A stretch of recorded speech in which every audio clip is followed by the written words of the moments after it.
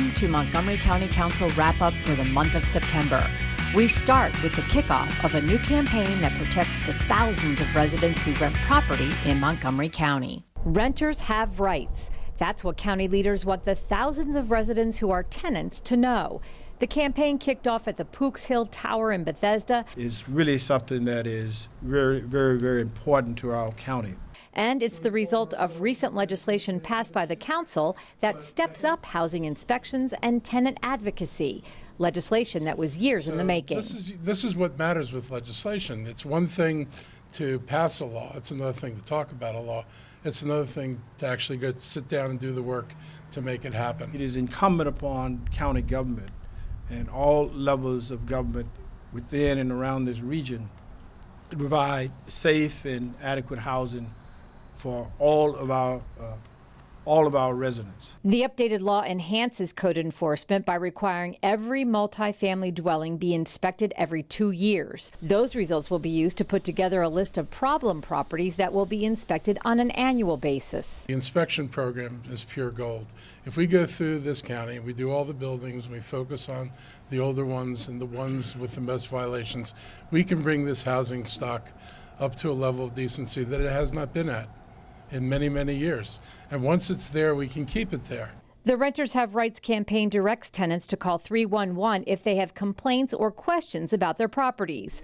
The advice is free and confidential. This is a great day for Montgomery County's three. Councilmember Tom Hucker is one of the co-sponsors of the bill. Breaking news, a massive fire in Maryland taking down an apartment complex. Last summer's fatal explosion at the Flower Branch Apartments was in his district. For too long, we've been hearing about a lot of severe problems in our aging housing stock, and no one in Montgomery County should have to put up with mold and mildew, with rats and roaches, and too often we don't hear from our tenants. So I'm really confident that this three-pronged approach, making sure our tenants know that they have rights, making sure they know they can call 311 to bring those problems to the county government, and making sure that we have the housing inspectors on the ground to get into these problem properties. I'm really confident that's going to improve the lives of thousands of people in Montgomery County. For more information on the Renters Have Rights campaign, visit the county's Department of Housing and Community Affairs website. Also this month, the council heard testimony from dozens of residents from both sides on short-term housing services like Airbnb. Through some short-term rentals, the Airbnb design helps foster community and connection instead of isolation and separation. Airbnb is making it possible for me to stay in my home and improvement. That makes the neighbors happy. The introduction of Airbnbs and consequent short-term renters will have a negative impact on the close-knit neighborhood fabric. I rent out 3 rooms and I live in the other room, and even after about 150 guests, I've never been aware of any problems whatsoever that affect my neighbors or the neighborhood in general. More than 24 concerned citizens turned out for the public hearing on proposals before the council that would regulate short-term residential services like Airbnb, Flipkey, and HomeAway. The bill was introduced by Councilmember Hans Remer. You can't put the genie back in the bottle. This is a social change that's just happening, and we have to kind of adapt to that and figure out how to respond to that new reality. So what we heard tonight was very compelling stories from people who are hosts. My guests are respectful of my home, my neighbors, and the local community, and they spend money at Silver Spring cafes, restaurants, grocery stores, theaters, and local shops. And we seem to have a general accommodation from both the hotel industry and the Airbnb type services, which I've really been at opposite ends of this issue, but they're both comfortable with our approach. So I think that speaks to a well-crafted approach here. Under the proposal before the council, property owners who want to rent their homes on a short-term basis would need to get a license from the county. That would include paying a fee and notifying neighbors of rental activity. That overall, folks understand that Airbnb already exists in a lot of our neighborhoods, and so it really is about kind of tightening down on the way in which these are operated, making sure that we're getting the revenue that's appropriate, and making sure that the safety of our overall community and the things that we've put in place to protect our community are there, and everybody's held to those same sorts of standards. The proposed approach is designed to allow part-time home sharing while banning what would essentially be hotels in residential areas. We believe that collectively they failed to provide a viable structure for enforcement and have the potential to raise significant financial and safety risks for our community and for the county. A major issue is the impact of short-term rental property on neighbors, particularly if the rental competes for available parking space. Montgomery Village has over 20 neighborhoods.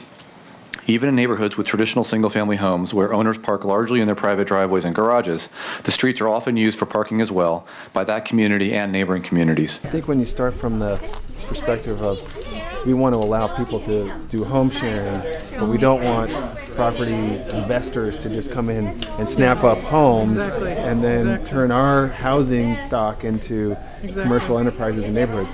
When you make that kind of determination, everything else kind of flows from there. Because we are hospitable by nature and enjoy people, as all the people at this table seem to do, our unit is full. But it was clear, those who testified as Airbnb hosts not only see the service as a way to supplement their income, but also a way to enrich their lives. I'm close to NIH. The majority of my guests are interns, medical residents. They don't always have a lot of money. It's costing them a lot to come here. So I feel like I'm doing something really good for not only the community and for my bank account, but also for the world when it comes to supporting these people that are doing really important research. It's the new assisted living to a degree. What I want to explain is I am home, but not alone. If I stay home alone, feeling isolated, according to AARP, the effect on my health would be as negative as smoking 15 cigarettes a day. But I don't need a friendly visitor volunteer for an hour once a week from a local nonprofit. I have my own active friendly visitor program. It's Airbnb, and my visitors stay overnight. The Planning, Housing, and Economic Development Committee will have 2 work sessions later this month before the measures go before the council. Council members were joined by County State's Attorney John McCarthy to praise the success of the new mental health court that works to keep the mentally ill out of jail. On any given day, about 20 to 30% of the inmates at the Clarksburg Correctional Facility suffer from some sort of mental illness. In hopes of reducing those numbers, county officials developed a mental health court to divert low-level offenders suffering from mental illness from jail.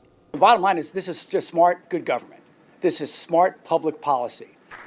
The mental health court here in Montgomery County is coming up on its 1-year anniversary. The County Council approved funding for the program in its budget. County Council member Sidney Katz served on the original task force that implemented the mental health court. This is a way to change someone's life for the positive. We talk about what it costs. Well, it costs not only the cost to incarcerate somebody, it costs their families because they are being incarcerated. It costs the fact that they're not being able to work, and if they are able to work, and all of those things associated. Participants in the mental health court take part in the program voluntarily, and the treatment plan is individually developed. Defendants report to a judge each week rather than a probation officer. Officials say the recidivism rate since the program has been introduced has gone down. It is perfectly all right to admit that you have an illness in your brain, just like you would admit that you have an illness in your gut or in your shoulder or in your leg. Then more people will get treatment earlier before they end up interacting with the criminal justice system. Demand for this service is growing. There is currently a waiting list to participate in the mental health court. How the county moves ahead with this initiative is something council members say they will consider carefully. At the end of the day, this is a money saver. The people I can treat in mental health who can present once and then don't come back take an enormous load off the rest of the system. We need to figure out how to not only take the load off the system, but to help these people. These are people who are presented with issues that the choices they make aren't really clear choices like most of the rest of us make. I think this is really a great day for Montgomery County, and thank you to all the members of the council for their support on this issue. And wrapping up the month, a proposal to raise the county's minimum wage to $15 per hour was debated and discussed at an open public hearing. Employers who are trying to survive and thrive right here. The council hearing room was at overflow capacity as hundreds of residents showed up to listen and weigh in on this latest proposal to raise the minimum wage. I I'm again testifying in opposition to the minimum wage, which would increase the county's minimum wage to $15 by 2020. So I strongly urge the council to pass the clean $15 wage without exclusions or delays. The measure has strong support from low-wage workers who are trying to make ends meet. It's very hard today. Everything's expensive. Maryland is an expensive region of the country. I have to do many jobs. But some business owners say raising the wage to $15 per hour would force them to close their doors. When I started to put the numbers on paper with this increase has affected us so far and how it will affect us in the future, it became grave reality of what was to come if we do pass the increase in its current form. It will cause us to lose our business. Without a modification to the law, the way you have it written, we can't survive. The measure passes 5-4. The council passed its first minimum wage bill in January, but did so with a 5-4 vote. Not enough to keep the county executive from vetoing it. The bill was reintroduced with modifications, and lead sponsor Mark Elridge says the time is now to pass this proposal. When I talk to most people, they understand perfectly well that nobody can live on $11.50 in Montgomery County. Nobody's confused because, even middle-class households, we've been cited as one of the most difficult places for middle-class folks to live. Housing costs are just way too high. And, we know that half our renters are spending over half their income on housing, and if the standard nationally is 30%, they're way over what they ought to be spending. And as long as wages are low, it's going to continue to be a problem. So it's the right thing to do. This would give folks more purchasing power to be able to pay for all the needs they have and maybe reinvest back into the local businesses and communities and services.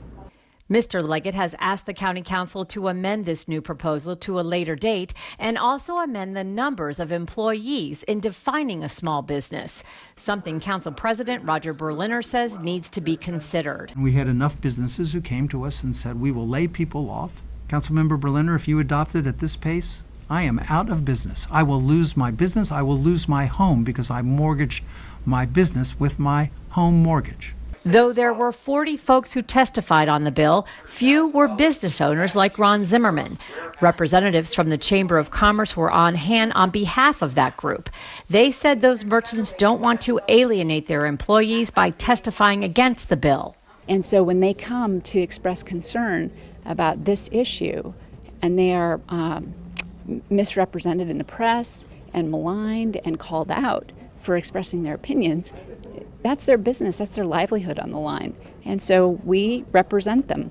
As a member-based organization, we're here to be the voice of business. Besides being in favor of raising the wage, one young man testified about additional struggles he faces in the working world. There is a discrimination based on skin color or name types, and yes, even age. Though I'm an adult, I'm young. And so I am treated differently by other adults. I have certifications and training in my field, but find that biases about my age and race hold me back. I appreciate you for showing up, because for a very long time in this conversation about who I was fighting for, I'm happy to see that someone is coming to speak up and fight for themselves about what it is and the reality that exists out there in the world. I hope that the media will report that a young black man came and talked about the disparity that continues to exist, regardless of whether the minimum wage is $15 or not, that young black men aren't getting jobs. Thank you, sir. Mark Elridge says there is no need to make any changes to the bill that's on the table, and he's confident he has the votes to get it through. The worry seems to be all on one end, but when you talk about people making $11.50 and wondering how they adjust to paying rent and buying food for their family, not a word from the proponents of slowing it down.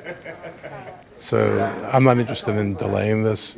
I think 5 years is plenty for small businesses. I think 3 years is absolutely appropriate. If we were like California and New York, we'd be going after the big stores in a much shorter time frame. And that's not in this bill. So I think it's fair. For more council news and information, you can visit the website at montgomerycountymd.gov/council. I'm Susan Kennedy for County Cable Montgomery.